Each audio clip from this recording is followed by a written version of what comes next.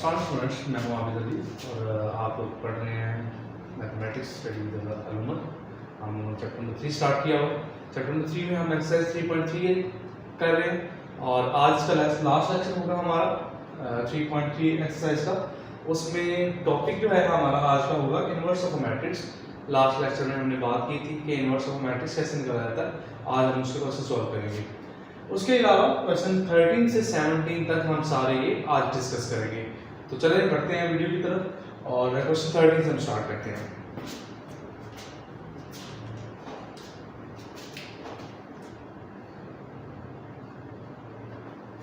Statement लिख रहा हूं उसके बारे में। Find the inverse of A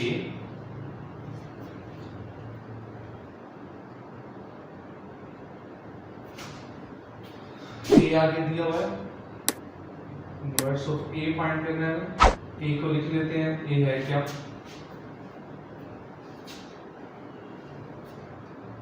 to one zero 1 1 0 2 -3 और 5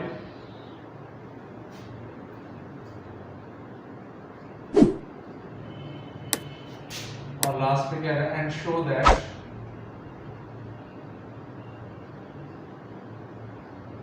A inverse into A equal to identity I3 मतलब 3 रोज और 3 कॉलम्स वाला आइडेंटिटी मैट्रिक्स। ये हमें प्रूव करना है।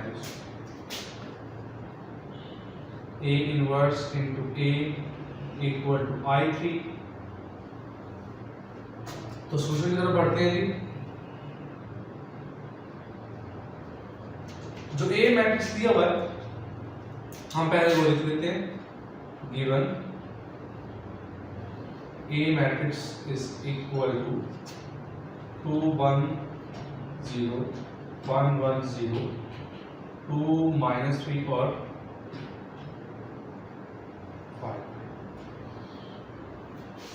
ये एक गिवन है। इसका इन्वर्स फाइंड करना है तो पहले हम इन्वर्स का फार्मूला लिखेंगे और उसके लिए जो फार्मूले में चीजें चाहिए होंगी हम वन बाय वन उनको निकालेंगे।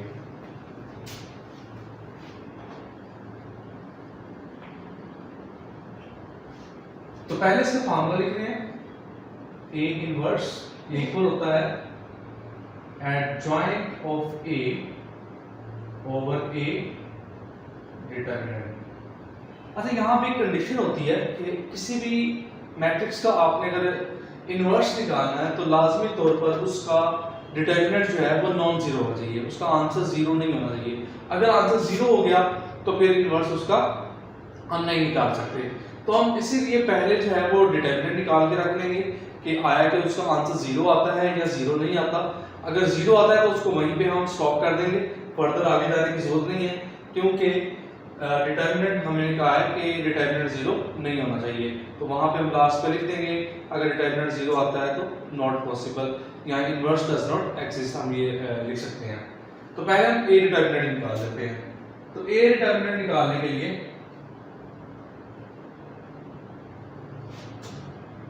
टू वन जीरो 1 1 0 2 -3 और 5 इसको सिंपली एक्सपेंड कर लेते हैं। Expanding bye R1 expanding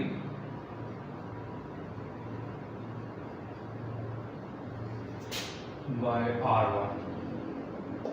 R1 से इसको एक्सपेंड करते हैं तो A डिटरमिनेंट आ जाएगा 2 और तरीका हम वही लगाएंगे जिस रो में है, जिस कॉलम में है उसको एलिमिनेट करेंगे तो ये 1 0 -3 और 5।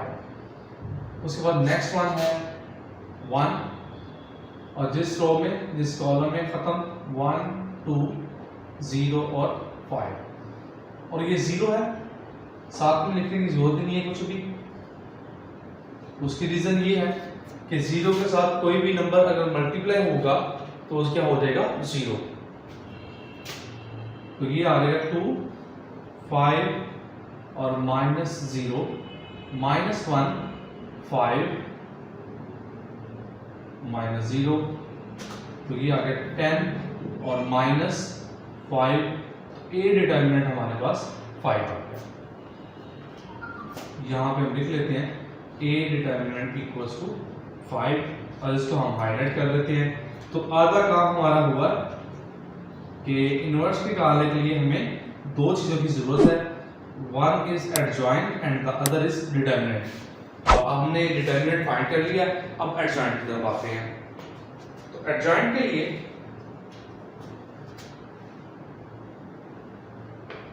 हम पहले लिखेंगे कि एडजॉइंट होता किससे इक्वल है।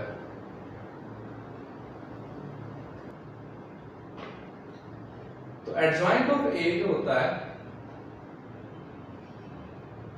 एडजॉइंट ऑफ ए ये इक्वल था A11, A12, A13, A21, A22, A23, A31, A32, A33 और इसका क्या आएगा, ट्रांसपोज आ जाएगा। तो ये एडजॉइंट निकालने का तरीका होता है। अब हमें वन बाय वन ये सारे जो कोफैक्टर्स जो हैं वो सारे के सारे निकालने पड़ेंगे। हम वन बाय वन इनको निकालते हैं, उसके बाद हम इनको यहाँ पुट कर देंगे ये इनकी वैल्यूज। तो A11 पहले निकालते हैं। कोफैक्टर्स निकालने का क्या तरीका था, A11 किसके इक्वल होगा, ये आएगा फॉर्मूले के मुताबिक। अच्छा ये देख लेंगे A11 2 का कोफैक्टर है, A12 1 का कोफैक्टर है, A13 0 कोफैक्टर है। अब बारी बारी ये सारे कोफैक्टर्स हम निकालेंगे। तो A11 निकालना है तो -1 की पावर क्या होती है, जो ये शुरू में लिखा था पहले नंबर लिखा होता है वो रो की इक्वेशन पोजीशन होती है, और जो सेकंड नंबर लिखा होता है वो कॉलम की पोजीशन होती है। तो क्या होगा, चलिए पहले हम ऐसा करते हैं कि ए को भी साथ में लिख लेते हैं, कि ए भी यहाँ पे लिख दें, बार बार हमें वहां से ना देखना पड़े। तो ए जो लिखा हुआ है वो है 2 1 0 1 1 0 2 -3 और 5, ये ए गिवन है। अब A11 निकालते हैं पहले। A11 अगर निकालना है तो वो किसके इक्वल होगा, -1 पावर ये रो की पोजीशन और एक कॉलम की पोजीशन ऊपर -1 की पावर में ऐड हो जाएगा। और उसके बाद क्या करना होगा कि A11 का मतलब है पहली रो और पहला कॉलम आपने डिलीट कर देना है, इसमें से एलिमिनेट करना है आपने। तो ये पहली रो है और ये पहला कॉलम है, जो बच गया है वो साथ में लिख दें आप, 1 0 -3 और 5। जी हाँ, ये A11 है। इसको हम सॉल्व कर लेते हैं। इसको सॉल्व करेंगे तो क्या आएगा, ये आ जाएगा -1 पावर 2 +1 होता है, तो +1 और इसके साथ ये मल्टीप्लाई करेंगे, ये 5 आएगा और माइनस क्या आएगा 0। तो इसका मतलब है A11 का आंसर जो है वो क्या आ गया, 5 आ गया। उसके बाद नेक्स्ट वन की तरफ चलते हैं। नेक्स्ट वन क्या है, A12 है, तो A12 निकालते हैं। इसके लिए भी तरीका सेम ही है कि -1 की पावर 1 + 2 आएगा, जो यहाँ पर पोजीशन लिखी होगी। उसके बाद ये पहली रो में है और दूसरे कॉलम में है, तो पहली रो और दूसरा कॉलम हम छोड़ देंगे। तो पहली रो ये है, ये पहली रो है और दूसरा कॉलम क्या है, ये दूसरा कॉलम है।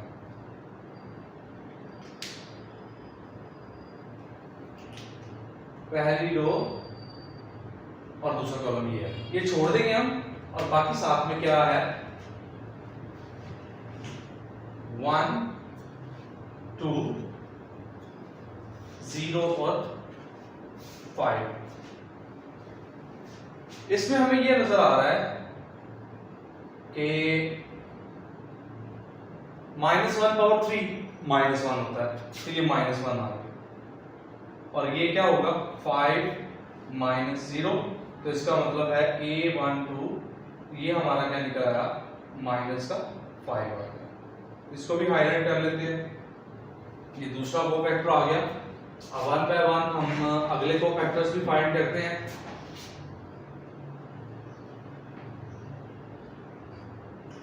तो अगले कोफैक्टर्स फाइंड करने के लिए next one is A13 find करता हूं।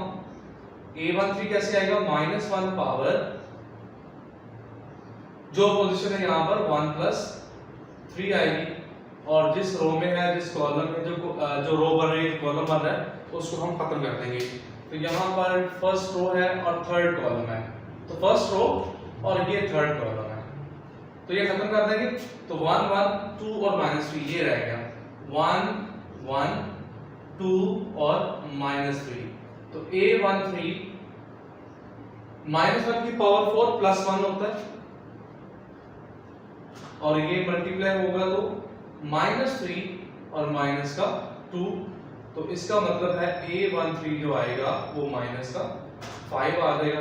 A13 क्या है,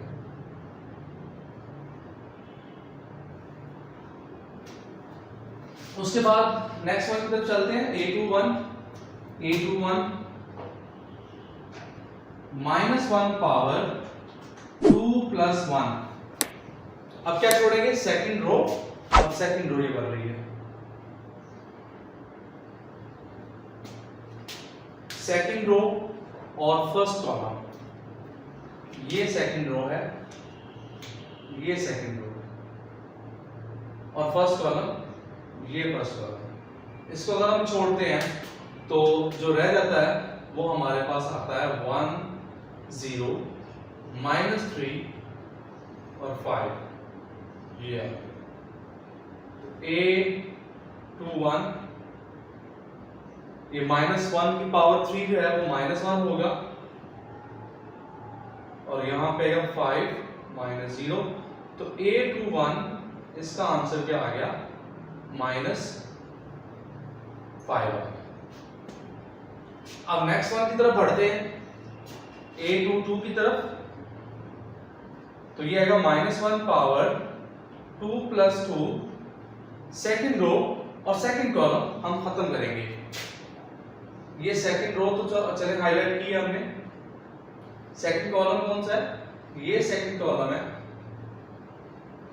तो बाकी क्या रहेगा 2 0 2 और 5, 2 0 2 और 5।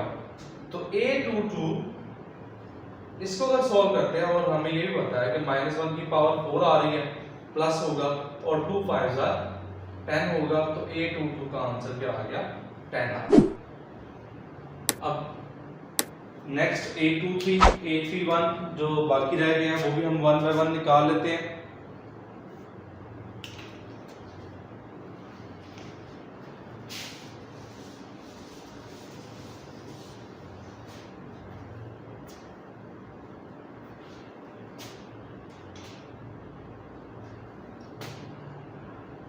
A23 उसी तरह से हम लिखेंगे -1 पावर 2 + 3, और सेकंड रो और थर्ड कॉलम में छोड़ना पड़ेगा। अब ये सेकंड कॉलम नहीं, हम थर्ड कॉलम की तरफ जाते हैं।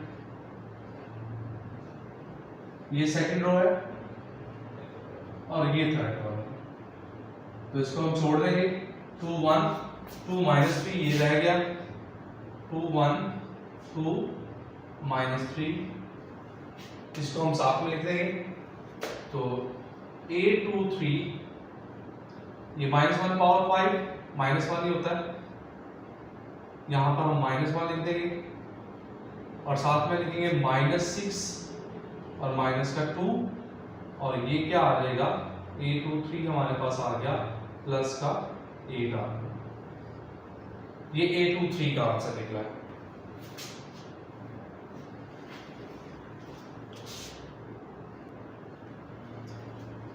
नेक्स्ट वन A31 वो निकालेंगे, तो -1 की पावर 3 + 1 आएगा, और जिस रो में होगा जिस कॉलम में थर्ड रो बन रही है और फर्स्ट कॉलम, तो थर्ड रो और फर्स्ट कॉलम को हम छोड़ देते हैं यहां से, थर्ड रो और फर्स्ट कॉलम,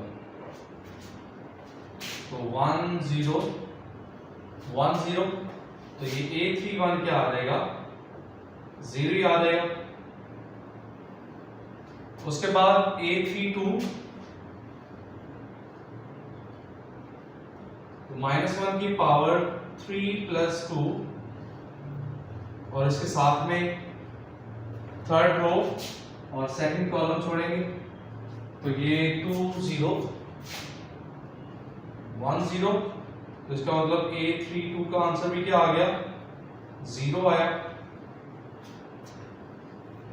उसके बाद लास्ट में हमारे पास रह गया है A33 -1 पावर 3 + 3, थर्ड रो और थर्ड कॉलम हम छोड़ने लगे हैं, थर्ड रो और थर्ड कॉलम, तो ये आएगा 2 1 1 1, तो A33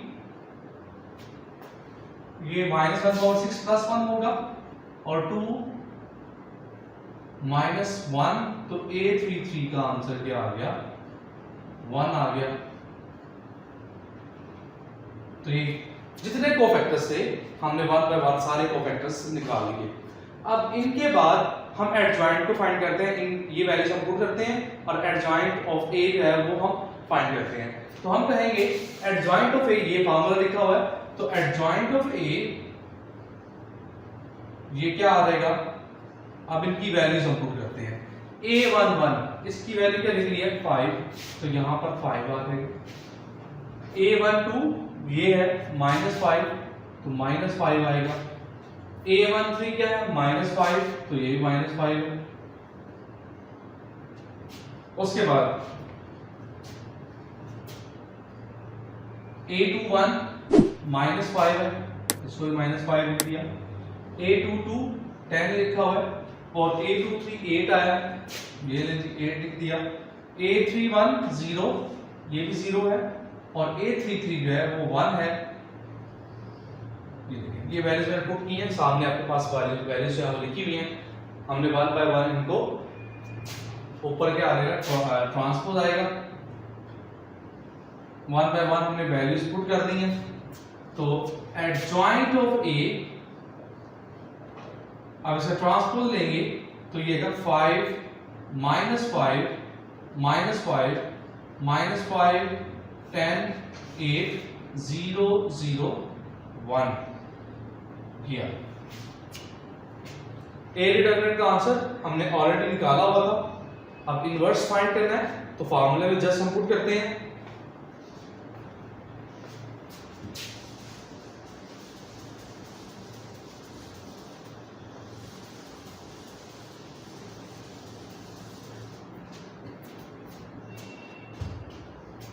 तो इनवर्स ऑफ ए वो क्या होगा, मैं फार्मूला इसका दोबारा लिख रहा हूं। एडजॉइंट ऑफ ए ओवर ए का डिटरमिनेंट, तो इनवर्स एडजॉइंट ऑफ ए 5 -5 -5 -5 10 8 0 0 और 1, और डिटरमिनेंट क्या निकला, ये तो एडजॉइंट नहीं, 5 -5 -5 -5 10 और 8 0 0 और 1, और डिटरमिनेंट का आंसर क्या है, 5। तो ये ए इनवर्स हमारा निकल आया। हम इसको इस तरीके से भी लिख सकते हैं कि ए इनवर्स है वो उसको लिख सकते हैं 1/5, साथ में हम लिख दें 5 -5 -5 -5 10 8 0 0 और 1, या इसको हम इस तरह से भी लिख सकते हैं कि 5 हर नंबर से डिवाइड होगा, 1 -1 -1 -1 2 8/5 आ जाएगा, 0 0 और 1/5 आ जाएगा। ये हमारा ए इनवर्स निकल आया। ये रिक्वायर्ड आंसर था, लेकिन क्वेश्चन यहाँ पे खत्म नहीं होता, उसमें दूसरा पार्ट भी कहा हुआ है कि आपने ये प्रूव करना है कि लास्ट में हमें ये करना है कि जब ए इनवर्स ए के साथ मल्टीप्लाई होता है तो I3 है। What is I3? I3 actually ये होता है, आइडेंटिटी मैट्रिक्स है जिसमें 3 रोज और 3 कॉलम्स होते हैं, ये I3 लिखा हुआ है। तो सिंपल सी बात है, मल्टीप्लाई करना है हमने दो मैट्रिक्स को। आपने ये इनवर्स, ये ए इनवर्स ले लेना है, ये ए इनवर्स, और ए जो गिवन था हम वो लिख लेंगे साथ में, और दोनों को मल्टीप्लाई करवाएंगे तो क्या आएगा आंसर? ये आइडेंटिटी मैट्रिक्स आ जाएगा। यही काम हमने करना है बस। यहाँ पर आप लिख सकते हैं कि ए इनवर्स इनटू ए, इसका मतलब क्या है? मतलब लेफ्ट हैंड साइड हम कंसीडर करते हैं तो ए इनवर्स का आंसर क्या निकला हुआ है? 1/5 -5 0 -5 10 0 -5 8 और 1, और साथ में क्या लिख देंगे हम? ए मैट्रिक्स लिखेंगे। ए मैट्रिक्स जो दिया हुआ था हम फिर से वो लिख लेते हैं।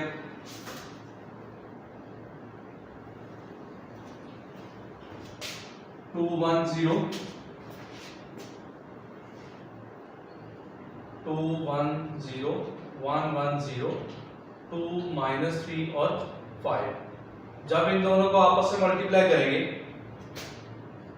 इन दोनों को मल्टीप्लाई कीजिएगा, लास्ट पे हर नंबर को 5 पे डिवाइड कीजिएगा, तो इस तरह से आ जाएगा।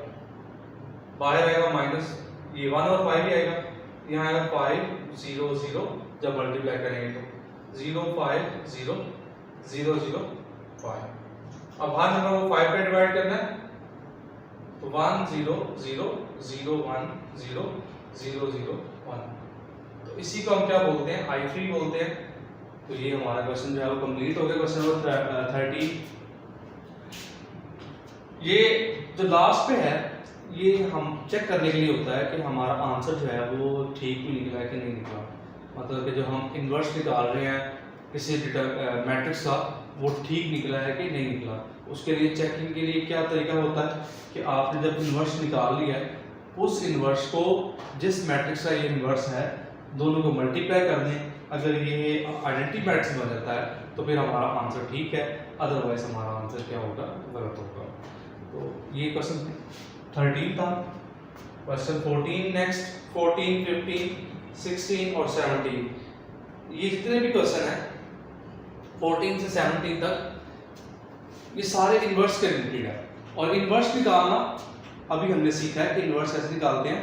अगर ये कहा जाता है कि आप ए बी का इन्वर्स निकालें, तो इसका मतलब है ए और बी को पहले मल्टीप्लाई करना है आपने, उसके बाद उसका क्या करना है? इन्वर्स निकालना है। चले 1 बाय 1 हम इनको भी देखते हैं, थोड़े से जो बातें हैं वो हम देख लेते हैं कि क्या मसला आता है हमें क्वेश्चन में।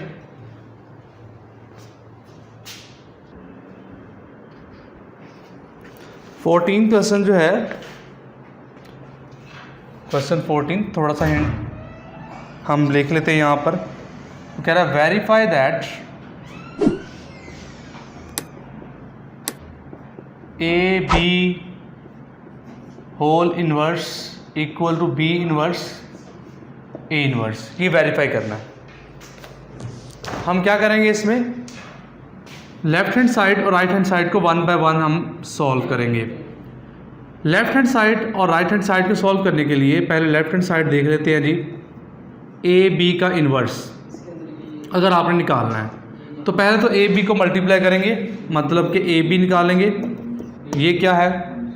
उसके बाद ए बी का इन्वर्स, उसका फार्मूला क्या होगा? ए बी का इन्वर्स होगा adjoint of A B over A B का डिटर्मिनेंट, ये आएगा। और एडजॉइंट ऑफ ए बी कोई मुश्किल काम नहीं है, वही काम होगा कि जो ए बी निकला होगा हम उसी के कोफैक्टर्स निकालेंगे और उससे से हम एडजॉइंट का फार्मूला लगा के उसमें हम पुट करेंगे।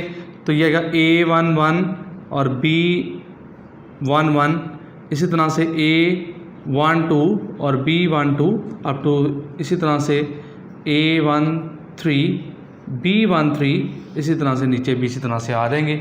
और उसी तरह से हमने जिस तरह लास्ट क्वेश्चन में हमने कोफैक्टर्स फाइंड किए हैं, इस के कोफैक्टर्स भी हम फाइंड करेंगे और लास्ट पे इसका क्या करेंगे, ट्रांसपोज लेना नहीं भूलेंगे।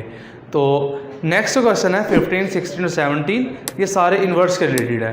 तो इन्वर्स के रिलेटेड हम क्वेश्चन जो है वो पीछे ब्रीफली कर चुके हैं। तो यही हमारा आज का लेक्चर था। एक्सरसाइज 3.3 जो है वो हमारी ख़त्म हो गई है। और इसमें कोई मसला है, कोई पॉइंट आपको समझ नहीं आता तो आप कमेंट कर सकते हैं। चैनल को सब्सक्राइब करना ना भूलें। इसके अलावा वीडियो को लाइक करें, शेयर करें।